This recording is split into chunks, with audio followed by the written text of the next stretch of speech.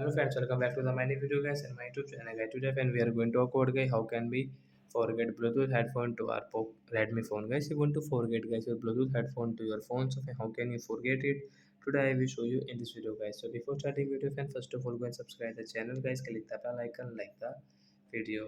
So friends, now let's see guys how can we forget guys our Bluetooth headphones. Friends, open your phone setting guys. After on phone setting guys, scroll it, and friends you can see guys your Redmi phone guys Bluetooth setting guys, tap here. And friends you can see guys this Breton BT company headphone guys, we have connected guys Bluetooth headphone, and we want to forget this headphone. So guys right side tap here, and friends you can see this type of setting. Friends you can see your rename option, means you want to change guys your Bluetooth headphone device name. So guys you can change from here if you want. Then guys click on unpair option, means forget, then it will forget to your phone. Guys you cannot use guys, if you use so you will have to connect again guys. So like that guys we can forget our Bluetooth headphone to our Redmi phone. So that's it guys, thanks for watching the video, bye guys.